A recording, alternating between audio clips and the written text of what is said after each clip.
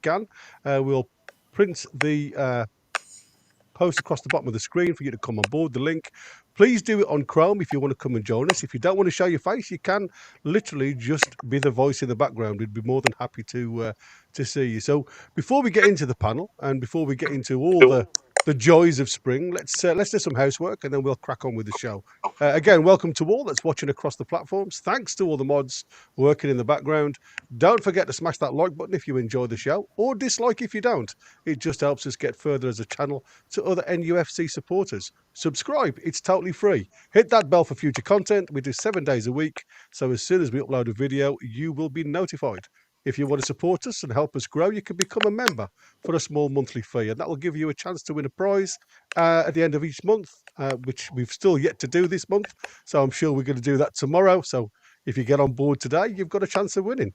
Or obviously, if you literally want to just have a look at content that we've done previously, you'll also have that, as well as behind the scenes membership only content. Don't forget to check our webpage, nufctalk.tv, for all news and content. It's totally ad-free. The Mighty Win usually keeps that up to date for us. As soon as we get some information, we will whack it on there. If you've got a question for any of the panel, including myself, then try and put a Q in front of that question, and we'll do our best to obviously ask it to the panel. If we can't, then I apologise. But if you want to guarantee it, then you can use the $sign, follow the instructions, and from there we will guarantee that message is read out to yourself as well as the panel. Any new members or anybody that's gifting a membership will be highlighted as we go through the show. So again, thanks to all of the lads that have joined us today. As always, you know, it's the end of a fantastic week. Yeah, there you go. So we've got the Mighty Win, we've got D-Man, we've got the Doppelgangers, Tim and Pete, and obviously Steve, all the way from Wales. So welcome, guys. And like I say, we will be putting it up on the screen. So don't forget, if you have a chance and you want to come and join us, have a look at the link, and then you just paste it into Chrome, and then you'll be there with us. So before we get into you guys, I thought it'd be really nice just to have a look at some of the highlights. Not obviously we can't show anything, but I'm going to visualize it in your mind while I talk about it. So almost 12 months today since Anthony Gordon's winner, 1-0 KO with Arsenal, once again at St James's Park on Saturday, as last season's scorer turned provider with a superb cross for Alexander Isak to head in. That came after just 12 minutes of the first half, but November spawned another monster result for United against the Gunners, thanks to a collective effort that never allowed the visitors to dominate proceedings. Lewis Hall and Sean Longstaff were both particularly inspired, while shifts were put in across the field in the successful pursuit of a first league win in 6 attempts. Chances were always going to be at a premium today, but Isak's third goal in a week was equal parts vital and brilliant, and enough to deservedly eclipse an Arsenal side for whom ex-Magpie Mikel Merino was invisible. Beaten for only the third time in 28 Premier League games in 24, the Londoners had come desperately close to salvaging a point in the second half added time when Declan Rice reached Bukayo Saka's right-wing cross, only to head wide of Nick Pope's goal from barely 6 yards out. The 10th league game of the season that has produced results and performances at different times finally saw Newcastle nip both into one unbeatable display. Even Mikel Arteta had nothing to moan about this time. Victory for United raised them to 8th, which became 9th after Bournemouth defeated Manchester City, which was, again, another shock result today. But it just proves, having looked at that result today, I mean, me and we were talking in the green room, how hard that 1-1 draw was at Bournemouth this season, when Bournemouth have gone on to beat, obviously, Liverpool and now Manchester City. So it just proves that, you know, a point at Bournemouth wasn't 2 points lost. It was an actual point gained. Exactly. So the way I look at this now is, like I say, for me, I'm going to sit back. I did all the commentary watch along with Chris. It was fantastic match, fantastic tactics from what I saw. But it'd be lovely to listen to you lot giving me your ideas, your opinions on what you saw. So when you were live at the game, so I'll let you start. Give us your thoughts, my friend. quality. Everybody was up in arms, really. Even the normally very, very pro Eddie faction that sit around me in the East Stand were all totally perplexed. And as I said in me pre-show little ramble there, it's either very brave and clever or very foolish and stupid. And I said at the time, I said pre-match, so this is not me being wise after the event. The proof of the pudding will be in the eating. And Yeah, didn't we eat well? And Eddie indeed. proven right once again, and yet again, Shonio comes into the team, and we get another result. Who knew, eh? Who Yeah, knew? madness, isn't it, when you think about it? It What you is utterly baffling, I've got to say. By the way, he had a much better game. He probably had the best game I've seen him there. I've seen him have. Uh, so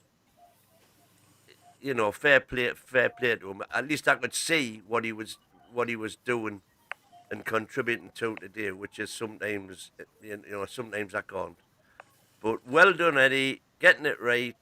Uh, and even when it was Eddie time and he did his change, everybody was praying for Tonali to come on. On he come, but he didn't take Sean off. He took Willock off.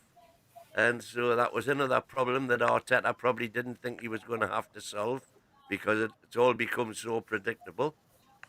And overall, just fantastic. The buzz was back. Everybody's happy mood. And as you've just said, Gary, the Bournemouth result now gets put into perspective. They got a draw with us, and then they beat Arsenal, and then they beat City. These kids are no mugs. They're no mugs absolutely. at all. So with that said, D-Man, what did you think, mate? Well, first of all, hats off to Eddie Howe. As you know, I'm not his number one fan, but credit where it's due. He got it spot on today with the lineup and the tactics. Like you said, I was one of them who were I was very dubious when I saw that with the lineup with no Tonali, considering how he played in the week. And not necessarily for bringing in Longstaff, because I thought that there was a chance of Longstaff playing instead of Willock, although I wanted Willock to start. But when I saw that Tonali wasn't playing, I was a bit surprised. I did expect Dan Burn to come in because of Arsenal's aerial threat. That wasn't a surprise to me. But yeah, he got it right. I thought obviously an excellent result. They all played very well, Longstaff included, and I thought it was the effort from minute one, basically from everybody, that made the significant difference today. And credit to Lewis Hall as well, because not only is he getting better with every game, I thought he was man of the match. He absolutely pocketed Saka. Not dribbled past once, I believe, and also Tino on the other side as well, pocketing Martinelli. But yeah, it was. There's no complaints, no complaints. Another 1-0 win. The clean sheet was very good as well. 3 much needed points, considering the way we've done in the previous 5 games. And like you said, the Bournemouth result is looking like a good one. A lot of Absolutely. people kind of was a bit skeptical about that, but given the fact that they've beaten Arsenal, they've beaten Man City, and Chelsea scraped a win against them anyway. They're a very good team, especially at home. So it's not a bad result. And this is what 3 wins on the spin now. Gives us a lot of confidence moving forward, especially for the next couple of games for international break. Where before we were thinking, bit unsure about how we perform again in the next 2 games, but we can go in those games positive, and we've got options in midfield. Eddie can switch it around where he wants to. Tactically, he doesn't have to play the same midfield every game. He knows he's got options now to switch it up, and yeah, and I'm very happy for Joe Willock as well, because he's one of my favourite players, and Yeah, you were I know saying there was that. a yeah, there's a lot of questions. There were a few questions from the fans about whether he's got a place in the team, or is he one that should be sold at the end of the season and whatnot. But if he continues like this, I think he's one of the most important players for us, because he brings something different to the midfield. So Yeah. Does anybody know, was he actually injured when he went off? Because he was No. lying on the No. ground. No, think he was. He'd run his legs off, mate. Yeah, running to the Right, ground. just the blackouts. He was just gone. I mean, you could see as the game was going on, he was getting less and less involved in any of the play. He just couldn't recover. And to be fair, he became probably the furthest forward player at some points, And that's just it. because he couldn't recover. And also, shout out to the dark arts are back. The dark arts Newcastle Yeah. United is back. Yeah, absolutely. Pope going down, feigning injury, wasting time. Bruno going down a couple times. It was good to see. Good to see. Very, very, very well. I liked it. Good. Tim? It's almost as if Eddie Howe knows what he's doing. You know what I mean? No, like with Tonali, I didn't see the build-up of the game. So when I put it on, just on kickoff, I thought, oh, well, Tonali's injured. He must have got injured in the warm or whatever beforehand. So I was shocked when I learned he was on the bench. So I, like you said, D-Man, I thought Longstaff could well start, but I thought it'd be Willock who'd be dropped if Longstaff started. So, like you say, it's a brave call, like, isn't it, to do that, because Tonali got so much praise, rightly so, after Chelsea. So to do that, obviously it had to come off, and it did. And Longstaff, again, you've got to give him massive credit, because I would say his passing was a lot more progressive. Oh, we've lost him. Oh, we've lost him. Yeah. Barely a twin out, Peter. Oh, he's got him. We lost you for a second. Say that again, Tim. We lost you for a second, buddy. Okay. And I was just saying about Longstaff, his passing was a lot more progressive in this game than what it has been earlier on in the season, and a lot of it was 1-2 touch as well, and passing forward, and he's tackling, the ground he covers. You can't argue, can you, when he gives that sort of performance? So, 14 out of 16 accurate passes, and one accurate long ball. Don't get us wrong. 2 passes into the final third. Right. I've given him stick, and rightly so, in terms of he hasn't played well a lot of the season. But like I say, we can't just dish it out when he plays badly, then not say anything when he plays well, and he played very well. So, kind of rightly is keeping his spot there. Maybe it's a case of we could rotate the side. Well, I think it was the 3 games in 6 days was the thing.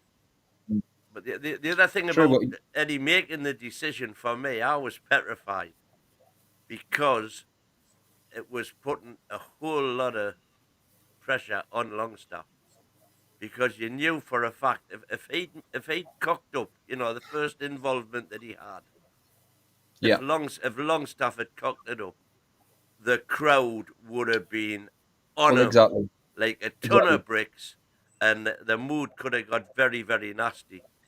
And instead of which, and he would have known that. Exactly. So I'm saying that, to put the pressure. I'm Reed. Eddie and Longstaff in. You turncoat little twat. What you are. You flip flop. Love it. Go on then, Pete. Give us your. Sorry for interrupting there. Just I'm coming in there with his 2. No worries. I mean, I agree with what all you lads have said. I mean, what I would say as well is, I came on this show after the Brighton match. I sat here and I said, too many times, not just Newcastle, but just in general, teams, they get down the sides, they get down the wing, they've got a chance to cross it, and then what do? They take a touch, they come back inside. Like Gary says, it's the pendulum, isn't it?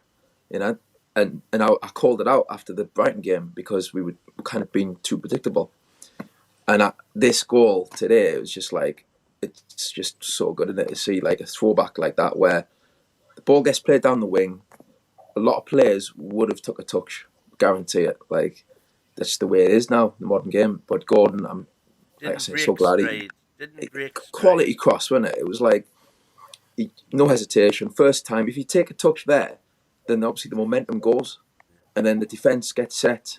Who knew, eh? A right footer on the right wing. There you go. Knew? Exactly. All these things, these kind of rules in football that we've had for so long. You know, like sometimes they still work. You know, so and obviously we can see there Isak thrives on that service, and I bet the Arsenal centre halves probably. Me, I tell you. I mean, the defence probably was surprised. I bet you they were surprised that he whipped in like that. Quite right too, yeah. That's the other thing they probably would have been kind of expecting it, like I say, to go back inside and go through the middle, but that maybe caught them off guard, and he had all the space. So class, and actually, it wasn't just that goal. I thought in general, we were shaking things up. Sometimes we were playing it short, nice passing, playing it out, but other times we were going for the long pass or switching the play and getting rid when we need to get rid. I thought it was really good, like mix of different styles. So I was just so pleased to see us playing like that, and obviously the aggression was there. I do feel like this team, they like playing Arsenal at home. At least I know away from home it's been tough, but at home I think that the players sense that the Arsenal players don't like it. You know, they I think it gets under the skin a little bit when we get into them, when we're getting stuck in. And like you said, D-Man, the dark arts, I mean, obviously you don't want to go too far, but yeah, like it is back, you know, like even against Chelsea, Nick Pope, when you notice that time when he kicked the ball away from the Chelsea player for the throw-in because he was out of his goal, you know, little things like that. It's definitely coming back. So, class day, and with Sean Longstaff, I honestly wasn't that surprised. I was thinking to myself, wow, like some people are going to be kicking off here when I seen the team sheet. But at the same time, I was thinking, do you know what? Like, he played so well against Chelsea. I'm not that surprised Eddie Howe has done that and kept him in. And obviously, like we've all said there, like it worked. So we'll have to, anyone who's a kind of like a Sean Longstaff doubter or Eddie Howe doubter, you have to say, look, he's picked the team there. You might not have thought it was going to work, and he's proved everyone wrong. So, I think it's brilliant day. And I think it just reiterates that, you know what, Eddie Howe, like Tim says, like, he knows what he's doing. Do you know what I mean? So, brilliant day. Excellent, Pete. Go on then, Stevie. Give us your thoughts, matey. Well, there's not much more I can say, really. Everyone else has really been over most of it. I suppose us getting an early goal was really good. I think Shah played a fantastic ball forward straight to Isak. Absolutely spot on. Isak didn't have to move. Played it straight to Longstaff to Gordon, and Gordon straight over the box, and Isak scored. It was absolute class today. I don't think any player, to me, did anything wrong. Yes, Arsenal had a couple of chances, but like I said, only one shot on target. And the thing about Longstaff, as you were saying, he had 14 of 16 accuracy. So basically 87.5% accuracy. Our whole team had 69% of passing. And that's a massive difference to Arsenal, which is 86%. And we had 288 passes, they had 497. Almost double. So you can say, almost double. But our accuracy, really, if you look at the actual accuracy, was better, really. Considering our actual shots and, what we had on target and stuff. And I say with Longstaff, I was saying earlier on, I think that's one of the best games I've seen him play. He was getting back. He was defending the ball. He seemed to have more pace. So maybe Eddie's been working on that. Maybe he's seeing the criticism that he's been getting, and he's now getting him fitter. And because he seemed to be running back a couple of times, he got the ball before an Arsenal player could, or ran on the ball. Like Joe Linton playing over on the left was absolutely fantastic. I think that was a really good to put him over there. Willock was good, and as you could say, he was losing his pace a bit in the end. And I suppose with him not long coming back from injury, maybe he's not 100%. Because I think of it, how many games has he played in the last year? Because after he getting injured again last season, he's But not played. before the Chelsea game, I think I looked, didn't I? And it Yeah, started 3 in 12 months. In 12. that's it. So if you go, because to get to match fitness to be playing and that, I think, as I say, I think also in his mind as well. I think he's thinking, right, I've got to be careful. If I get injured again, you know. So I suppose it's going to take a bit of time for him to really get up to fitness. But from what he actually saw Well, I think in the what game, Gary was saying before, was it in the green room or in here, Gary, when you were saying that he was just, because I wasn't sure when he was substituted yeah, for Yeah, yeah. Tonali, I wasn't sure whether or not he was injured, but you just reckon he was exhausted, yeah, Gary, yeah? Yeah, that's it. ju- I think he's just just a bit totally exhausted. tired for me. You know, he just got to get. He's just got to get full Got fitness. to get minutes in his legs. Yeah, and the thing is, it's also, you know, like anyone coming back from injury, there's always that threat of getting injured again quick, like he did when when he came on the burst. I remember him coming on for the Borussia Dortmund game. I was there, and he got injured again. You know, and that was like, oh shit, brought him back too quick because that was the problem we had. We had to get players back quick last season, and that cost us. And hopefully he's going to get better because he is a class player. You know, I remember when he came on loan from Arsenal originally, and what he did for us back then. But like I said, we signed him, and then he got injured, and that it's cost Never us. been the same since. I had his No, purple patch. Hope, But hopefully, here's the thing, lads. When we went into these what were the next 4 fixtures, which was Chelsea, Arsenal, Forest, and at that particular time, everybody had Eddie under the microscope. yeah, You know, it was like these are the 4 games that are going to define what happens, and there was various prognostications as to what would happen, what he needed to do to survive, and all of this palaver. One of the things that came out of that was that we're pretty much expected to get beat off Chelsea at the bridge, but we wanted results of some description against Chelsea at home in the cup particularly, and Arsenal in the league, and our next fixture, which was Forest away. That's That probably our that was toughest one. that at the time that was deemed to be the gimme 3 points to get him out of jail. Not quite looking like that now, is it? That's our toughest one. If you look at the form that they're in, they're now third in the league. Chris Wood is scoring for Third in the fun. league, Anderson's got a Yeah. score to settle. and Chris Wood's joint top It's scorer. it's an Anderson's assisting goals as well. Well, It's going to be Anderson very actually tough. came out. He was on the bench today. Came Yeah, on and and had he's a still got an blinder, by assist. the way.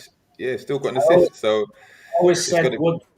I always said it was a mistake to sell Woods because Well, he was a good backup. You know, he Yeah, would have been a backup. the difference is you've got to have a centre forward that plays the style of football, and Exactly. unfortunately, Yeah. the Yeah. one He thing you didn't. saw with Chris Wood, he needs service. What we have as a tactical plan with the lads now is a build-up play, which is what really Chris Woods couldn't do. He hadn't got that touch. Yeah. Everything has to be played in front of Chris Woods for you to get the full benefit of. He's an old-fashioned style type of striker, and as much as I love them, don't get me wrong, uh, and we have one in the house when he's fit. Um, I think what you have to look at with Eddie going forward was we have to evolve as a club. So somebody has to go, and I suppose Yeah. you could toss a coin when it comes to what striker out of your 3 do you get rid of. And the only one that wasn't firing at that time because it wasn't suiting our play was Yeah. Chris Wood. well, And none of us said he was a bad I would striker. guarantee if you took a poll of fans when we got rid of Chris Wood, 95% of them would have said get rid. Yeah. Absolutely. Not good enough. And I mean, he may be having a purple patch. I am you know. definitely one of those. So It's one hell of a purple patch. it is one hell of a purple patch. I would never have kept him. But the thing is, he Get has rid of scored goals in most That's places hot, he's been though, to. isn't it? He has Yeah. absolutely. Like Except, Yeah. yeah. when he came to us, his goals dried up. But I think what you're saying, Gary's spot on. That's the reason why we weren't crossing the ball, Yeah. Yeah. and giving him the service, that type of service that he we didn't needs. have right footers on the right wing and left footers on the left Yeah, wing. well, exactly. Who knew? Aye. Who knew? Just wanted to throw this out there to you guys. Now I'm going to put up on the screen the passing channels, and obviously we were all. Graph alert! Graph alert! And I want to try and find out, what you guys thought of Eddie's tactic with this one, because it very much looks on paper, if you have a look, it's a fluid 4-4-2. I'm just going to put it up on the screen now, and I just want to get your thoughts of it. And obviously, you've got Willock, as we knew, Joe Willock and J7 were going to be tight together. I expected Longstaff and Bruno to be a little bit tighter. So obviously, they don't play all of the time in this position, guys. These are your main passing channels. But as you can see, it's a fluid 4-4-2 rather than a 4-3-3. Well, it's a 4-2-4 really, isn't it, as opposed to a 4-4. Well, that's why I said it's a fluid 4-4-2, because when you looked at them in a defensive line, it was a 4-4-2. Willock was still literally alongside Isaac at times. And then when the ball gets turned over, they go into a different motion. And I mean, Steve was just talking there when he said when Fabian Schär threw the ball up towards Isaac, in actual fact, it was Willock. And it was Partey who headed the ball into Isaac's feet. And then Isaac obviously played the ball to Longstaff, who fed in Anthony Gordon. But it's just interesting to have a look at this, because it does give you some idea of what Eddie Howe's tactic was for the day, with your flat four at the back. And as you said, when it's like a 2-2-2, if you like, if you want to go pedantic, with this fluid system where, this is something that I didn't expect Eddie Howe to go and try. Where Willock was playing on that inside left channel. Pedantic since an old lady in Rome. If you want to have a look at where Willock was playing, obviously we'd seen J7 play in that position to support Barnes, which didn't seem to really work. But that combination, that combination there, we spoke about it before. Willock we did. And Joe Linton, it worked a couple of seasons ago very well when we were qualifying for the Champions League, and we saw that what Joe Linton could do on that left hand side anyway. And when Willock was brought in on Wednesday, and they seem to have a telepathic understanding between them when to switch, when one goes, when to cover and stuff like that. And I think, and it's no coincidence that they're so close together, because they link up very well. And I think going forward, that should be our first choice positional starting lineup moving forward, because they have such a great understanding. And I think it's no coincidence, if I'm honest. And also, Willock's combinations with Isak, he has a very good understanding. I know they're best friends and stuff, but he's got a good understanding with Isak as well. So I think between the three of them, I think that should be kind of not set in stone, but that's your first choice. I think moving forward. Yeah, I couldn't disagree with you. If I'm honest with you, D. It was for me. The one thing I noticed was with Barnes, sometimes you can get isolated.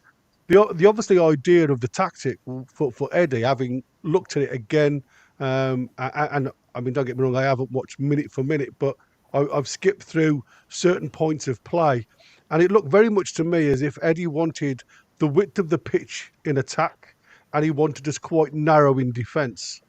So the way I look at that is if you imagine like a sugar cone of an ice cream, so you get like a funnel type shape.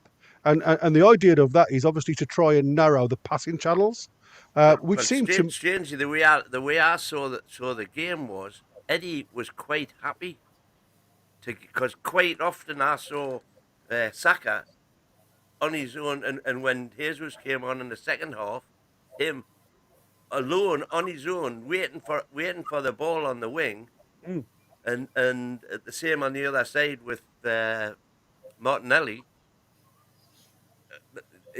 Eddie was quite happy to sacrifice, the wing ball in the, if you like, confidence and knowledge that we're going to be able to. But if did you the ball notice? did go there, get enough bodies around the ball Yeah, did you to make notice it difficult for them to do anything with it. when the ball came over, especially to Saka, how quick they doubled up on him? Yeah, Joe yeah. Linton and Hall were swarming him, and he had to literally pass it back every time. That's why he failed to dribble past Lewis Hall all the time, because he was getting no change there. They were onto him. I mean, not so much on the other side, because I think Tino could handle Martinelli by himself.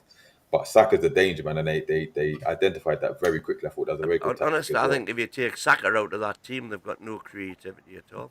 Well, that's because Odegaard's missing, isn't it? Odegaard's Yeah, the big player, isn't he?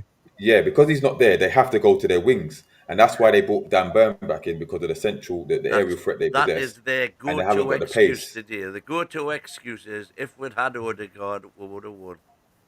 But again, Yeah, I don't know the about one, too but tippy tappy. You know, It goes back to that whole thing of the tippy ethos that's of exactly what I was saying. Look at them, and yeah, we are guilty of that at times as well. But yeah. not so much Everyone today. is, and it's about having a plan B in it and mixing it up, and we mix it up. That's what I love about today's match and Wednesday, is that Eddie Howe seems to be flexible in that way. And Arsenal today, like you say, they didn't create much, and I think that's because they're one of these teams who just kind of play one way, and they don't seem to have a plan B. They don't want to go long, they don't want to cross, which was perfect for us. But I mean, to be fair, the one time they did cross near the end, they should have scored. So thank God they didn't. But yeah, apart from that, they didn't really create much. Yeah, I think you're right, mate. I think the biggest problem for me is, it's Arteta's out of Pep's school, and it's trying to play Pep's football. And But you he hasn't need the got right Pep's players. Yeah, you need the right players to Right. provide that football. And like I say, we all see, Man City trying to work the channels into the 6-yard box, create a lot of hustle before somebody throws the shot in.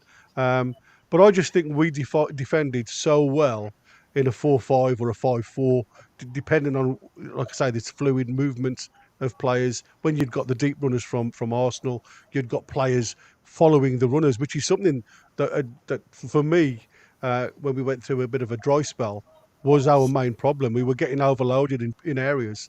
We wasn't following the runners going through. And yet, over the last couple of games, it seems as if the priority has been follow your man rather than follow the ball. We did lose it a little bit today. Well, that was another thing, by the way. Did you notice the corners? Yeah. I couldn't weigh that up at all. We had literally 6 players in front of the goal, around the goal, not a single red shirt. Yeah. And the 6 red shirts were all at the far post, waiting to make a run after the ball was kicked. Yeah. So That's we decided we're not man marking here, we're zonal marking, and it worked a treat. They just never, they never got a chance. Well, Interesting with the stats that Steve was on about before, because Arsenal smashed us in terms of, passes, accurate passes, own half passes, opposition half passes, accurate long balls, accurate crosses, touches in the opposition box, which is all in the attack, what you would call the attacking mode. In defence, we won 65% of our tackles to their 35. We had 4 blocks to their 3, 26 clearances to their 18. Their keeper had to make 3 saves. Pope didn't make a single save. We won 65 duels to their 50. We won 59% of ground duels, 58% of aerial duels, and we had 6 successful dribbles to their 3. I know you were talking about So in the Anthony attacking Gordon. sense, we dominated the stats. I know you spoke about Anthony Gordon, the peach of a cross that he put in on the right hand side, but I have to give credit to his work rate defensively, because there were a couple of times when he's ran the length of the pitch just to get back and to make that challenge. One time in particular, when he got back as far as our corner flag to make the interception, and then come away with the ball. Unbelievable, man. Mickey style. Mickey, almost Mickey-esque. When you've got Gordon and Joe Linton on the wings, that's what you get going back, and it's unique. Not many teams will have that, really. I suppose the top teams will, because they have to, but to have 2 wingers who have got the work rate and intelligence to go back as well, and I think with Joe Linton, he is really unique, isn't he, as a player? And the way he dovetails with Willock, I've always said that for me, Willock is more of a number 10. That's his ideal position behind the striker. Yeah. And like you say, Gary, looking at that map, he was kind of playing that anyway, and he can afford to do that when John Linton is. Yeah. So I think John Linton isn't there. It's harder to play that, but because John Linton's there, he's got the tactical nous to tuck in and cover when needed. So it's a unique situation with those two particular players, and I think they kind of both need each other to be at their highest standard. Yeah, I mean, I love J7. Don't get me wrong. I think J7 is awesome, but the one thing J7 hasn't got is the technical ability. You need somebody with good feet in that position. He has got the muscle, he's got the strength, don't get me wrong, to hold players away, but he commits far too many fouls for me, for him to be that technical player. He's the spoiler. And if you notice today, even on the left hand side, when it was, the ball had bounced away from him, you could more or less guarantee it was going to be a foul if he hasn't got the ball under control, because he just loses his way a little bit when it comes to stuff like that. But you've got to give, like I say, for me, Willock a massive amount of credit, and I have to give Eddie Howe an awful amount of credit, because this is something that I honestly never thought I would see Newcastle play, especially against Arsenal, a strong side sitting in third at the time, that we would go and play a number 10, not solely purely a number 10, like an offset number 10, that could create as much as we did today, going forward. And the beauty of his positioning was all about, does the midfield of Arsenal sit back and mark him, or does the centre halves mark him? And it was a combination of the two. It stopped the Arsenal midfielders from pushing on too far, because they tried to sandwich him. And like I say, with Shaw's great ball over the top, and again keeping both AG on the right hand side, hugging that touch line, J7 on the other side touching the line. It was a combination where you'd spread their back line completely open, and to me it was perfect football, and it just proves, as you've said there, that Willock as a number 10, floating, fluid, whichever way you want to call it, absolutely works, and it undermines the system that any other opposition manager puts at you, because you've got an outlet. There was more of a link-up play between Willock and Isak. Isak could drop out, leaving Willock alone. So there was always a contact or a connection from midfield defence to forward line, and that's something that we hadn't seen this season. We've seen that a lot, Gary, haven't we? Where there's been a disconnect there, hasn't there? Where I've seen you and Chris mention that a lot, actually. Where well, everyone said it. Isak has looked isolated for a lot of the season, and that's a good point. I mean, if that's the way they're playing Willock, then it is creating more of that link between the midfield and the striker, then spot on. That's what I want, because he's not looking as isolated now, is he? The only thing I would say is second half, I was kind of hoping that Asula was going to come on for Isak, just purely because I think, nothing to do with the formation or anything, I just thought Isak looked a bit tired. And you know what Asula was like against Chelsea. I thought he was going to be perfect for coming on against Arsenal, putting himself about. But I mean, obviously he didn't need to come on in the end, didn't matter. But that's a good point, that about Isak and Willock. I mean, I said that in live commentary. I wonder why he hasn't thought about just making a change. But then it occurred to me, having watched it again, the extended highlights plus a few minutes, if you like, is when you've got a team that is all know a role and all know what the situation is. Even though Isak wasn't actually doing much apart from literally covering the centre circle, he was literally stopping the balls through the channels. It was, again, marking space, marking between the players rather than at a player. The problem is with bringing in Asula, what Asula would want to do is literally run. He would want the ball over the top. So the mentality changes, doesn't it? Because he's fresh, he's keen, he's at St James's Park, he wants the crowd roar behind him, he wants that confidence, but it wasn't the time for him today. It wasn't a tactical plan that Howe wanted to in the moment No. of career. I just Not want to say today. as well Mind you, though, but about mind Gordon. you, So quickly say about Gordon, right? Because Aye. I have been saying for like all season, really, that for me, I think Gordon should be on the right, and for me, he solves that right wing issue because as today has shown, we've on the left hand side we've got quality there. I love Barnes. I think Barnes is quality, but if Joe Linton's going to play there with Willock floating, that there's another option. So for me, we've got enough on the left. Gordon solves the problem on the right where there is a lack of quality, where Almiron and Murphy, I think Murphy is quite a good player, but I think he's an impact player off the bench.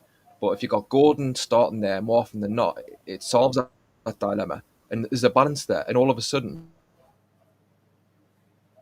we're not lopsided. So I'd love to see Gordon just continue down that side, doing what he's doing there today, going on the outside and the inside as well, but mixing up and giving that width. I just want to see that continue, and you can rotate Barnes and Joe Linton on the left according to maybe who we're playing. Well, but there you go. Even today, when he brought Barnes on, Barnes He's went in on the the right arm. right Yeah, and for that produced a moment. Yeah, brilliant cross. he did. Who knew? I mean, it's interesting, isn't it? You know, because like I say, it was one of them games where you can't isolate one player that played outstanding because it seemed to me it was the team. It was a team game more than anything else. Everybody put a shift in. Yes, certain individuals you can highlight probably had the better of games. But you know, the one thing that I must highlight now is Louis Saul Yeah, against Saka. You know, he didn't look at all under any phased. pressure. He held him up really well. Is it now time for England to look at Hall, as he has, for me, been probably the standout player this season? I'd say yeah. I think he deserves a call up. From a selfish reason, I hope he doesn't because he needs to get some rest because he plays 90 minutes every game for us now, and he's playing very well. But listen, if he doesn't get a call up to the next set of friendlies or games that they've got, considering that what they've got at left back at the moment, I think it's a travesty. He plays well for the under 21s, I think it is anyway. So he's got international experience. It's time for him to get the major call up. I mean, who else is it really going to put in his place? Especially the form that he's in at the moment as well. I can't think of any English left back playing better football at the moment. So, and like you said, he played exceptionally well today, locking up England's best winger, and he made some key blocks as well, and which saved us as well at key times. And he doesn't seem to panic as well. He's comfortable bringing the ball down when he's under pressure. He knows when to play it long. He knows when to play it down the line. He knows when to drive forward with it. He's maturing, game by game, and you have to give Eddie Howe a lot of credit for that because a lot of fans thought, why is he not starting ages ago when Eddie Howe wouldn't play him? Then he came into the team and took him out for a little bit, and we was wondering, did we waste money on him, give him PSR and stuff like that? But I think he's justified the price tag and then some. So if he continues like this, we're talking about one of the best left backs in the league. I know it's early days yet, but the performances are very, very promising. Did you see the interview we did on BT or I TNT, didn't. whatever I it's only saw called some of now, it. I think after the match? no. Very interesting at the table He's with Owen and whatnot, and he said how Eddie has like improved his defensive game immeasurably. He says I thought I was a good left back when I came to Newcastle, but he says I now realise I wasn't, and it's thanks to Eddie that I now am. And that's Eddie Howe's And he forte, isn't it? and he Improving and players. he was very open and honest about that. And this is why Eddie didn't, despite everybody whinging on and saying get him on, get him on. Eddie knew he wasn't ready, and so he coached him and trained him and waited until he felt he was ready, and then put him on bit by bit. And he was making mistakes when he first came in, and he still is, by the way. But he acknowledged himself live on telly there today that he wasn't ready, and that he thinks he is ready now. Who Yeah. knew? which is why he's Exactly. playing Who every knew? game now, 90 minutes, like you say. I was think going to the- ask you guys. Sorry, Steve. Go on, mate. I think the question about him being available for England is one, there's quite a few players that are available that maybe are better than him or maybe got more experience. But it's all going to be down to the new manager to make the decision who's his favourite players. So he's going to be the one that's going to decide. But whatever happens, he's still in the under 21 squad. So until he can get a permanent fixture into the first team. As soon as he's a permanent fixture in first team, then he say he won't be with the under 21s then. And then he's just got to improve to stay in the England squad. Yeah. Just before I go on to the next subject, I was going to ask you a question. Do you think we have a problem going forward, the same as England did a few years ago, having both Gerrard and Lampard in the team? You could never get them to play well together. Have we got a similar situation brewing with Bruno and Tonali? I don't think so. I hope not. I don't think so. I think I so just go we've on, seen that Andy. Tonali. We've seen that Tonali can play the six, right? Obviously, Bruno played the six very well today, but we know that's not his favorite position. The favorite position is the eight. I think they can play together, either in a double pivot if Eddie wants to switch up to formation, or you put Tonali in the six and Bruno in the eight. Not every game because you've got the likes of Willock and Longstaff and stuff like that. But you saw what happened at the latter stages against Chelsea when Tonali was a six and Bruno came in the eight. Tonali was still kind of pulling strings, but Bruno was pushing forward, doing very well, and attacking threat. So, I think it can work. I think if it's going to work, Eddie has to switch it because he's playing Bruno in the six and Tonali in the eight. I don't think that's ideal. I think they have to switch it around, and then you'll see the better from both of them. But yeah, I don't think. But however, I do think in the end, one of them will be sold, and but I don't want to say who it will be. But No. I think it can. What work you together. think we'll sell one of Bruno or Tonali? Yeah, eventually, yeah. I think so. I just say as well, I mentioned this last time, but Bruno played the 8 when he first signed, when Shelvey was the 6. So Bruno proved there that he can play a more advanced role. I mean, it's fluid anyway, but he can, like you say, D-Man, he can do it. He played brilliantly Well, against that's Chelsea. my take on that question is that Tonali plays in the middle. Exactly. You've got Tonali in the middle. Exactly. and Bruno goes on the right. And Longstaff, where he prefers anyway, because that's when he can get involved in all the triangles on the right-hand side of the penalty area. And can you imagine, instead of it being Bruno Miggy doing those little triangles on the right with Livramento, instead of Trips, Livramento, the difference between Gordon there and Miggy there, when Gordon has got so many more tools in his box than what Miggy has. Exactly. Being able to cross with his right, he doesn't have to come back every time, but he can come back. He's got the running, he's got the pace. There's no reason why that shouldn't work. As I say, my only worry about Gordon on the right is that he'll get paid off because that place is not available for England, and he wants to play for England. I don't know that if you're continuing to perform and perform well, and the difference with what I love today, and I say it all the time as a head coach, the one thing that goes in your favour and gives you a massive pat on the back is when the opposition have to change either a tactic or personnel to match you, and that's exactly what Arsenal had to do today. They had to change certain individuals just to support our tactic and to nullify it, which it still didn't. But it was a case of by the time he'd made that choice, as a lot of Arsenal fans have told us, it was far too late in the game because they wanted to see changes happen at half time, according to a lot of the fan base. And Arteta failed to do that. Now, for me, that gives Eddie Howe a massive pat on the back. And I think all the lads should, drive the confidence now because of the way they played when you're playing a potential candidate for a Premier League title, and not only have you, I wouldn't say you've outplayed them, but you've outbattled them, you've outthought them, you've out tactical advantage from Tactical. yeah, that doesn't work. Sounds You've got the tactical advantage from them. There's lots of pluses. That's what I was saying regarding what you set out to do. And you've also got to remember, guys, and this is why I said to Chris while we were doing the pre-match commentary.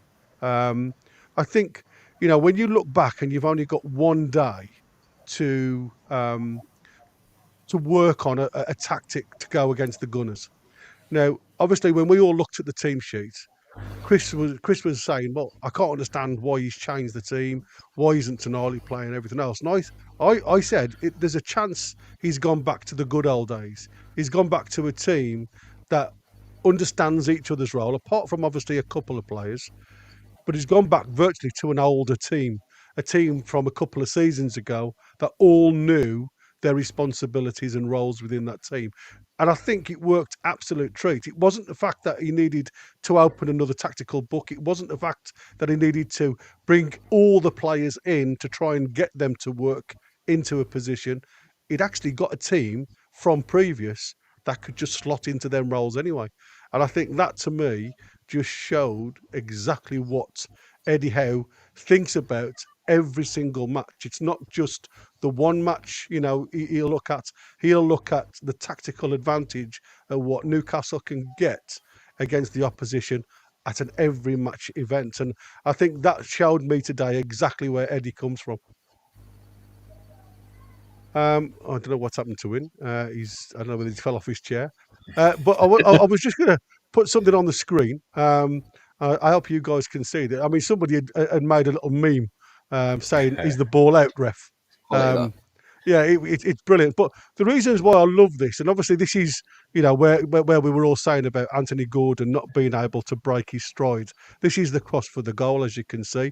But you know, the one thing that I love from this, if you look here, you've got J7 on the far post running in. You've got Willock just inside, moving that party out the way. You know, you've got bodies actually trying to get into the box, which is what we haven't seen, isn't it, recently? And I said that's why I thought having Anthony Gordon, who obviously we still sometimes unsure of Anthony's crossing, because he can put too much effort into the cross when he tries to whip it in there. But today he put in a cross that was tactically perfect. Did you see Shearer's reaction? Oh yeah. Yeah, he would have loved a cross like that. Absolutely. That's a Gillespie cross. Gillespie. Was that guy? That's Toronto as well. Absolutely. Did you hear the commentator's joke when he saw ants in the crowds? And he said something about Declan, about Deck, and then he was about Declan Rice. Yeah. I don't, because we don't have the commentary in our ears, mate. We just literally, because we're talking to each other during the match. So there's a little bit on Chris's side, because obviously he's got the live feed, and for me, it's just literally listen to Chris's voice and talking about what I see in the game, if I'm honest. So no, I didn't hear anything about. I mean, obviously, I saw the pictures of Deck in the crowd, and it was I was imagine that was like, you know, towards Arteta was like, you know, I'm Arteta, get me out of here type of situation, because he was certainly struggling. So you know, the way I look at today is we have definitely got a squad, and I'm going to class it as a squad that can obviously present themselves to opposition in a positive way. And this is another thing that I was saying to Chris, because obviously when you look at a team sheet, isn't it funny how I mean, even you, Win, because you did your pre-match video, you know, you were saying, well, you know, it's up to Eddie now. We've seen the team. Am I happy? No, I'm not. But the team has to go out there and prove itself. Isn't it funny how the lads, even though the team sheet looks a little bit not strong in areas, in actual fact, the lads went out there and proved to everybody that they can pull that so big rabbit out of a little hat. It was phenomenal for me for the lads to do that. I think like tactically, it was a great one-upmanship. It was superb display across the park from every single player. Was there anybody on the field that you were slightly disappointed in? D, I'll go with you first. I wouldn't. I don't know. I don't think anyone was really disappointing. I thought. I don't know. I'm trying to think to a man who, because I thought they were all pretty exceptional. If I'm honest, I mean, you look.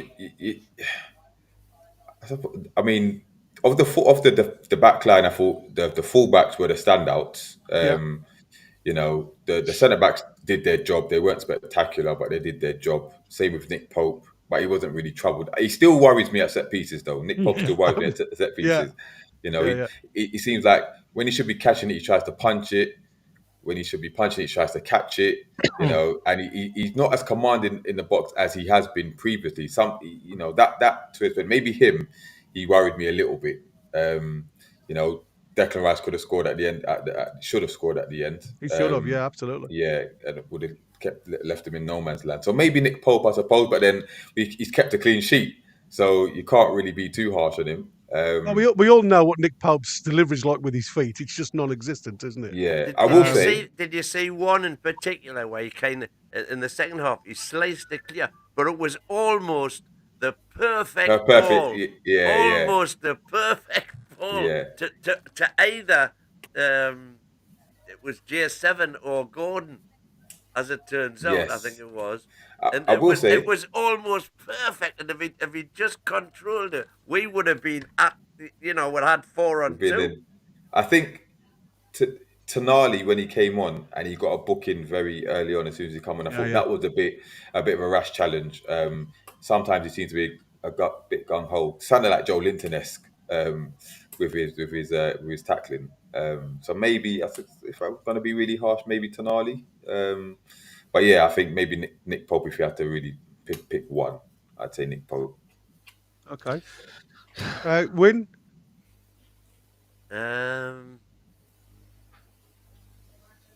If I'm being super harsh, and if you're asking for a player who didn't play well, you're talking about being super harsh. It would be Bruno. Okay. Because I'm just saying, because everybody has a different perspective on individuals, don't they? For me, you see, it was Fabian Schär. Apart from obviously a couple of passes, sometimes I always feel that Fabian Schär always gives me the jitters at times. Yeah, but strangely today, he I haven't got his stats. He made some key challenges as well today. He did. He won some headers today that he doesn't normally win. Doesn't normally do. Yeah, exactly. And no, but Bruno's still trying these. He got away with it today on lots of occasions. He was drawing the foul, but when you don't get away with it, he loses the ball in dangerous positions. And he did that, once or twice today. And I'm going, I wish you wouldn't do that, Bruno. When there's he wants to hold on to that ball that fraction too long. I mean, other times he's so quick, it's not true that he's there and the ball's away. But when he thinks he can't do that, then he thinks, I've got to do it all myself, and he doesn't know because he's got players around him. Tim? I'd go with that with regards to Bruno, and he does give me the jitters as well when he does try and overdo it, sitting deep. Which again is why I'd like to see him a bit more further forward with Tonali collecting the ball from deep, because he's probably less inclined to take as many risks as Bruno does, losing it in dangerous areas. So there were a few times where he did that, weren't there, with Bruno? Not that he didn't have a good game, he was still outstanding for most of it. So we're just being super critical here. Absolutely. And with Joe Linton as well, again, we've already said it, but he's not going to give you the kind of the technical craft in the final third, but that's why he dovetails so well with Willock, because Willock does overlap and does give more technical craft and more cutting edge in the final third. So apart from that, I agree with Cher as well. Cher, this season, he's definitely not been at the same standard, and like Bruno, actually, when he does try and play it out from the back, there are times where there's a fine line between being cool on the ball and over elaborated and holding on to it too long. And Cher has tread that line quite finely at times this season, and he's been caught the odd time as well. But we're being really harsh here, aren't we? Everyone played really well. Absolutely. Yeah, absolutely. Pete, anybody from yourself? Basically, I would go with what you said. I mean, when you asked the question before, I thought Shaw, purely because I think there was a couple of times where he gave it away, didn't he? I think I might be right in saying from defence he tried to pass it out from defence and it was a bit slack. But no, I mean, I think when it mattered, he stood up and he was stood up to be counted, and he put his body on the line. So, but I think there was. I'll have to watch it back maybe, but. Well, if you look at this stats, he was 22 out of 32 accurate passes. Right. One out of 100%, 1 out of 1 successful dribbles, 4 out of 12 accurate long balls, dispossessed 0. Well, I'll tell you why I kind of I sort of like to sort of let him off a bit is because he's one of those centre halves who has got that through ball in him. Do you know what I mean? He plays a bit like a midfielder where he can pick out. I've noticed he picks out these sometimes, doesn't he? He played 3 passes today that I can remember straight off the top of my head. Not huge diagonal balls or up the wing balls, but literally about 20-yard balls over the top into that central midfield position where Bruno was. Mm-hmm. And 3 times today he played. I think it was 2 of them to Bruno and 1 of them to Longstaff, who were completely in the clear. And it was like an under pressure situation. And I'm just looking at his stats here again. Aerial duels 1, 2 out of 2. That must be the 2 I can remember. Which for Cher is unusual. It's unusual, totally unusual. He's not great in the air. No. And as I said, sometimes I look at a team, even though you've won, and there's somebody that just doesn't spark. And you're right. I mean, Bruno always takes gambles in the middle of the park, and that's why I said I prefer Tonali in that situation. But on Tonali, sorry, Steve, I haven't come to you. You go with who you think wasn't at the races today, if there was one. I agree with most of it, and I suppose with Pope, I've never been a massive fan of Pope because he can't kick a ball for shit. And that's one of the reasons I think we need to look for a permanent replacement ASAP for him. Get rid of all the other goalkeepers that we've got at the moment. Bring in a couple of young. The stats will back you up here, Steve. I gotta say them as well, yeah. accurate passes, 5 out of 27. 28. Yeah, he can't kick. He can't. He's good at throwing, but he can't kick a ball. Hang on, accurate. Well, passes are both feet and hand, by the way. So 5 out of 20. Presumably, the 5 must have been with his hand. Yeah. Accurate long balls, 2 out of 24. Yeah. 8%. Shocking. 4 punches. And he's worse. Oh no! Well, according to this, there was only 1 throw. And 4 punches, 1 throw, 2 high claims. Yeah, he did. He did get the ball twice. 4 punches, recoveries 7, and touches in total 34. Yeah, I think we need to look for someone permanent to take him because I think that injury he had last season makes him a little bit more nervous about going down. I think that's been put to bed, really. Yeah, it's a bit, but I think he's still. I don't think he's 100%, and I think we need to start looking next season for a permanent replacement. Get rid of these. We need to start looking anyway because of his age. But, but the thing that's what I'm on about. The big problem with especially the Premiership today is everybody looks at Alisson and Edison and thinks, we need a goalkeeper like that. They are, in the words of Mr. Steve Parish of Crystal Palace, they are generational talents. Yeah. Every team in the league cannot have an Alisson or an Edison. No. You're not going to get that. And to a lesser degree, Martinez at Villa. Liverpool have signed a replacement. We have got 3 exceptional keepers in the league right now. Mama Dashvili for Liverpool, like you said. Yeah, they've literally signed Alisson's replacement already, and he's now back on loan with Valencia. Which we should have gone for. I agree. If you're going to be ruthless, I think we maybe should have done that. Well, and but 40 million, we couldn't afford that. He weren't interested in coming to us, was he?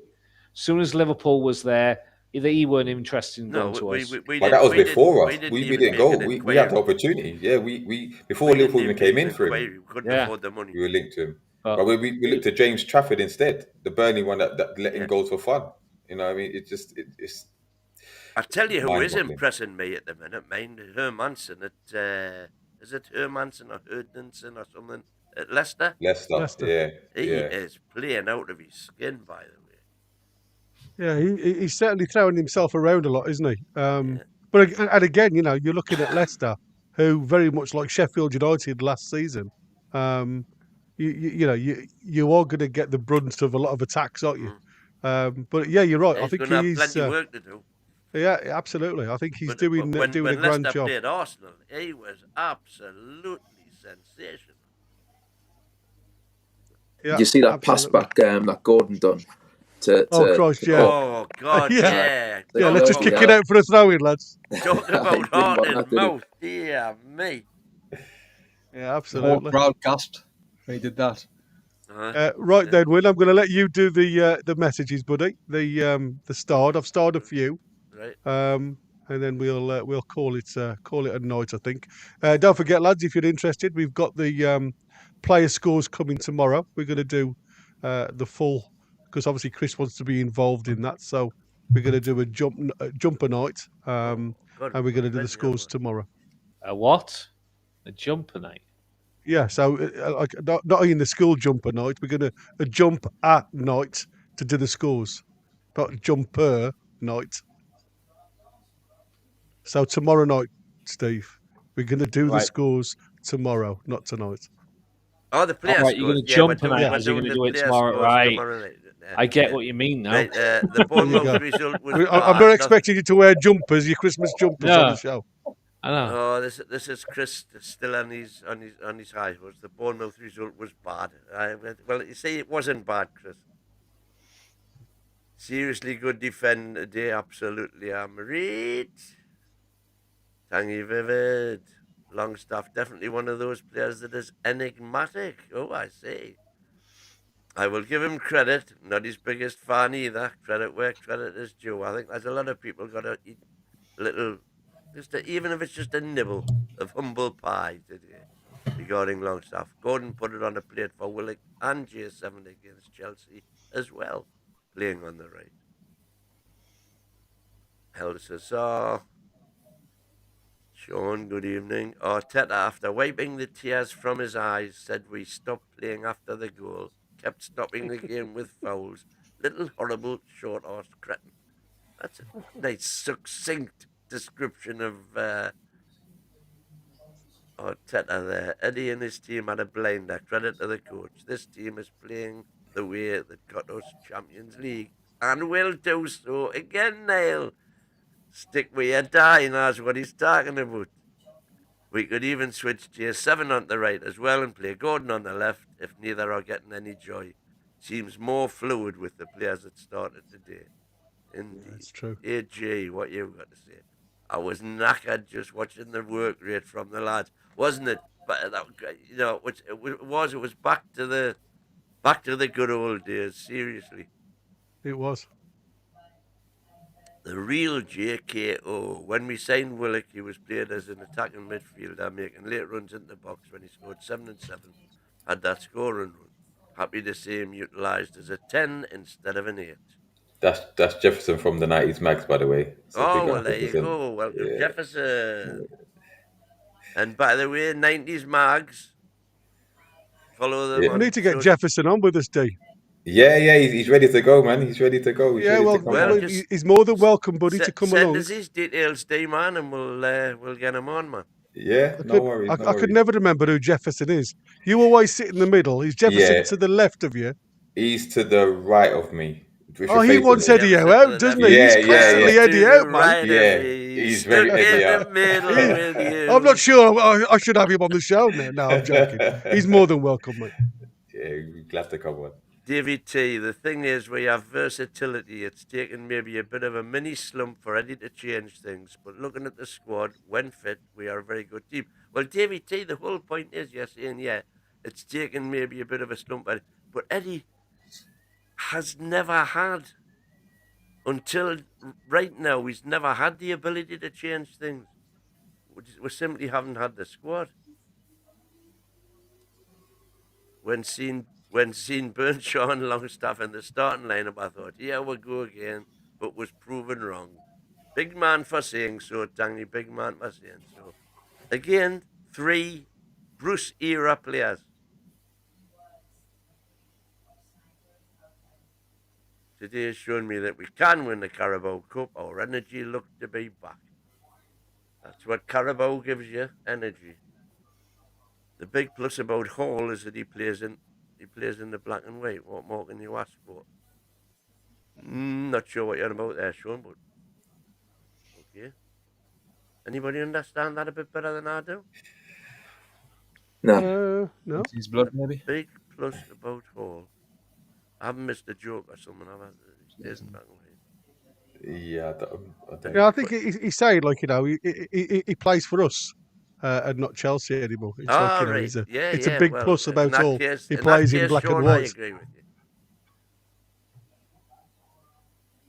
Would be great at the Willock Link play. Yeah, who would be great at the Willock Link play? Elliot Anderson, yeah, not off. Well, we've got him next week. Even though Tonali should play 6, he can be a deep-lying playmaker like Shelby was. Indeed, he can. Would you swap Tonali for Arda Güler at Real Madrid if given the opportunity? At the minute, I wouldn't swap Tonali for anybody. Oh, the good is quality, but nah. Well, you're saying he's quality. He's young and unproven, and yeah, He played well in the Euros, I though. mean, the thing is, yeah, he did. apparently, Real Madrid are interested in Tonali. So if we were going to get that's the super link. bucks, That's paper talk. well, yeah, it is. But if we could get super bucks off Real Madrid for Tonali and get Gula as a makeweight, I would probably settle for They're that. more likely to come in for Bruno, Real Madrid. The combination still in its early days. They're both class, and once they click, then wow, what a partnership! Ryan on 616. What a game! And against Chelsea, we showed we can play good football. Hopefully, that's us in form now. Well, we're going to need to be Ryan 616 because next week we've got a big test. Paul Eddie has seen and used flexibility within our squad. I can see a lot more rotation in future games. We defended big time as a team. The whole team played their socks off. Well said, and indeed true. And I think also he's just highlighted this rotation aspect. Yeah. We've got options now. You know, with having the options now, we are making these changes that at first we probably didn't. I certainly didn't agree with them this morning, but proven that they can be effective. Eddie has seen and used the flexibility within our squad. I'd say a lot. Oh, just done that one. Sorry. Was awesome seeing both J7 and Gordon running the length of the pitch in both attacking and defending, repeating what Tim was saying. Indeed. I can't believe they lasted the 90, especially Anthony Gordon. When I saw him in the first half. Well, Gordon didn't, did he? Well, that's what I'm saying. When you see him first half, it was virtually impossible for him to last the 90, running at that for the entire match. I mean, obviously they were able to rest the legs a little bit in the second half when we sat in, but by God, he did. He covered some ground, that lad, today. Both Tino and Hall played well, but they were given additional support from J7 and Gordon in defensive situations, which we've commented upon. Yeah. thing is, Tino's kind of struggled lately a Jefferson. little bit, hasn't he, this season? Yeah, And he Another really great stepped show, up today, nice didn't one. he? I got a bounce. Enjoy the rest of your night. Tune. Well, when you watch on replay, Jake Jefferson, let me know where you are and we'll get you on. Gordon was immense today, ran himself into the ground, and that cross was Gillespie sequence. I thought it was Nobby Solano. But no, to be fair, Going Nobby, he was in the ground, wasn't he? yeah, but he's on there, which I thought immediately was the Asprilla Barcelona goal. Yeah. It was even the way Isaac went up, even the way he went up and kind of at a crooked angle and none of it was just a carbon copy of Gillespie Tino Barcelona. Mhm. Done that one. Well, then I like that we have seen a variety of options with this squad of players now. We'll see a lot more switching of tactics to suit the opposition. Well, this is what Eddie might just be capable of when he's got the players available, which hitherto he hasn't had. Whoever said Mombadashvili couldn't be first choice, needs to be sacked. I think that you might have been referring to the comment I made was we weren't after Mombadashvili because we couldn't afford him. How about Brigade are quiet tonight? They are indeed, Jake. Give it time. What is the financial struggle going on in Newcastle? It seems they can't spend it in. Well, Thanish, you're just trying to test me there, aren't you? Thanishan Sakut. I think. Are you Sri Lankan by any chance? Well, I'm guessing he's from either, I would say, Thailand or Malaysia myself. Oh, no. But anyway, yeah, well, we can't. Satkananathan. This result will mean nothing if we don't back it up next week. Well, next week is looking progressively more difficult as Forest improve. But I think if we cannot handle Chris Wood's away, man, lots of clubs will be after Isaac next season. Tell us something we don't know. You say that win about Chris Wood, but no one's been able to handle him. No one can handle him, can they, this season? Well, nobody's had him in their squad for 3 years. Big Dan Burn will handle him. Big Dan Burn, mate. Yeah. I think Dan Burn will have him in his pocket, to be fair. He's tailor-made for Dan Burn, in fact. True, I know what you mean. Forest away, Palace at home, Palace away. How many points? I'm saying 9. Before we finally beat Liverpool at home. Yay! Let's do it! The thing is with Eddie Howe, right, is... Let's be the team that takes their pants down. Aye. I mean, I've seen the interview with BT, or TNT, that Eddie Howe done, and he says how, you know, when he gets up for work every morning to work for Newcastle United, go to the training ground, he says he doesn't kind of like take that for granted, and every day he does that. He's proud to do that and proud to be the head coach of Newcastle United, and I believe him when he says that. You know what I mean? I don't think he's the type of person who just says these cliches. I genuinely think he is proud to work for Newcastle United, be our manager. And let's not take that for granted. You know what I mean? Like, I think over the last few weeks when we were struggling, keep on saying, be careful what you wish for. I know some of the comments were just like, I was thinking, wow, like this intensity we're seeing today, I think is pretty much down to Eddie Howe. That, and not just obviously today, the last sort of 2 seasons, the job he's done, a lot of it has been through the intensity that he's brought to this style of play. And like, come on, like, let's not lose sight of that. Jesus, like, how quickly some fans can kind of write him off is pretty amazing. Really, results, though, mate, isn't it? It is results, though, isn't it, Tim? It is. You know, this is what I was saying. Yeah. You look at the game, and me and Win, when we were doing the Daily Show, when we were doing the Daily Show, we were talking about we looked at the first 3 games. Well, it wasn't quite 3 games because I missed out Bournemouth because we got the draw, and I was looking at the wins, and I said how not poor we played, but we just didn't gel well as a team, but we managed to scrape results. But nobody really looks at the way we played. It was just about the results. And then you go to the likes of Everton and Brighton, where you actually go out there, you take the opposition off the park tactically, so better, possession-wise, so better, throwing everything up until the box, and then just couldn't do anything once we got into the box, and obviously come away with only 1 point out of 4. Nobody sees the way you play; they only see the result, and that's what I said. It's the way, people will always shout Eddie out because it's not the result. It's got nothing to do with the way they play. You could play poor all season as long as you got the points coming, at the back of it. And our winners said that in the past. I don't care how they play as long as they get the result. It could be a boring 1-0 for me every game as long as there's 3 points coming home. And I think that's where people shift. Play us off the park and give me 3 points. I'll walk home happy every single time. Do with Brighton. That's the way that's the way it is, isn't it?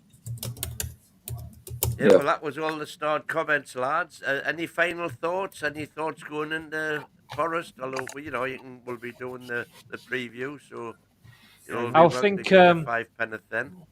I think our problem in a way is we seem to play better against the bigger teams than we do against the smaller teams. That's perfectly true. And that is where we need to start to play the same. Sometimes maybe it sounds like we're disrespecting the smaller teams because we're not putting enough effort into those games. We seem to go into those games thinking, "Oh, this is going to be an easy game," and it's not. And you've got to get rid of that mentality. Play every game like you're playing Man United, like you're playing Liverpool, like you're playing Man City, Arsenal. Treat every game the same, and I don't think we do. I think that's definitely a valid point. I think that's where we lose points against the lower teams. Now, you look at today, right? We're only one of 3 teams in the Premier League at the moment that haven't lost points from a winning start in a game. You know what I mean? And if you look at some of the teams, some of the actual teams who are in a similar sort of situation are actually been lower teams in the league that have actually not lost points or lost little points. I mean, look at Liverpool. Starts. I mean, they've gone behind twice. Man City have gone behind. Well, with today's game, they've gone behind 5 times. Yeah, but what I'm saying is they've gone behind. But what I'm saying is they've still beaten those teams. Yeah. Whereas with us, we haven't lost any points when we've been in the lead. Yeah.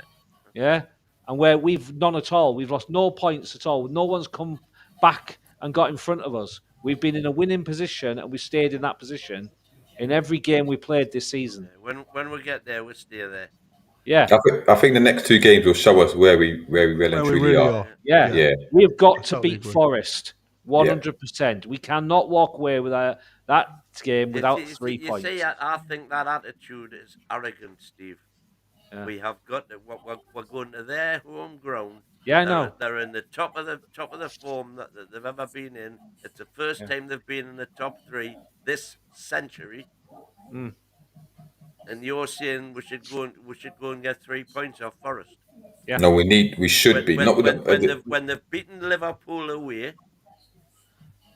Yeah. I think the way to look at it is it's an opportunity to show that we can do it away from home. I will be predicting we get 3 points. But what to expect to get 3 points is I think. Well, it's a battle. It's going to be a battle. It's going to be very, very difficult. I think we all know that. But if we're going to be serious about how we're going to finish this, where we're going to finish in the season, we have to be beating. Well, I think the advantage. Thing is, we beat Arsenal. We drew a City. We can get results.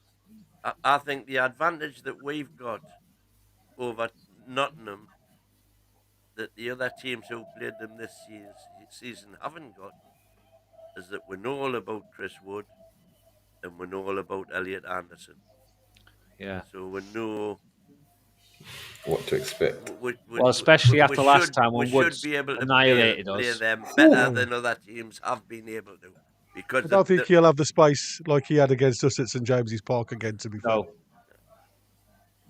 Is it West Ham as well? Is it West Ham and Forest the next 2 games? Well, we've got Forest and then we've got the international break, haven't we? Oh, is it? Okay. Oh, okay. Yeah. I think it is right, isn't it, Win? It's the international break after Forest. Yeah, thought it was. Listen, guys, I just thought I've just had a quick look at this post. This is Sean Longstaff, the epitome of an unsung hero. He had a chat with, I think it was at Premier League on Matchday Live, and this is his comments. Some people think I should play. Some people think I should be nowhere near it and can't play a 2-yard pass. Whenever I play, you know what you're going to get. For what the manager has done for me, I'll always be a good teammate. I'll always be a good around the dressing room, wherever I play or not. I try and enjoy every moment, every time I get to play at St James's Park. I'll never take it for granted. And I think that is just the epitome of Sean Longstaff, isn't it? You know, he's one of them lads who's, you know, there's no chip on his shoulder. He understands what's required of him. He goes out there and puts a shift on. I know he gets a lot of flack from a lot of players because he's not the technical player that everybody expects him to be or wants him to be. But like I said, you know, it takes all sorts to win a game. And I think from today's performance, it's shown that we've had a totally different team out than what we expected. Certain players in different positions, and we've come away with the 3 points. And not only have we come away Super with Geordie 3 points, Longstaff is terrific and ferocious, makes the opposition look pathetic and atrocious. If you sing this song with us, you really do support us. Super Geordie Longstaff is terrific and ferocious. Diddle diddle diddle diddle lie, diddle diddle diddle diddle lie. You need to get that going in the East Stand win. Yeah, exactly. You can't. You cannot finish a show without a song from the mighty win. Guys, I would like to thank you all for joining us. Don't forget, guys, if you would give us a thumbs up, thumbs down, subscribe if you're brand new.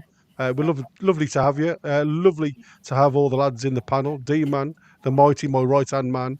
Pete and Tim, who obviously the doppelgangers. And Steve, all the way from Wales. Thanks ever so much, guys, for joining us tonight. Don't forget, you're more than welcome to join us tomorrow. If you want to give player scores, feel free. It's 9 o'clock tomorrow.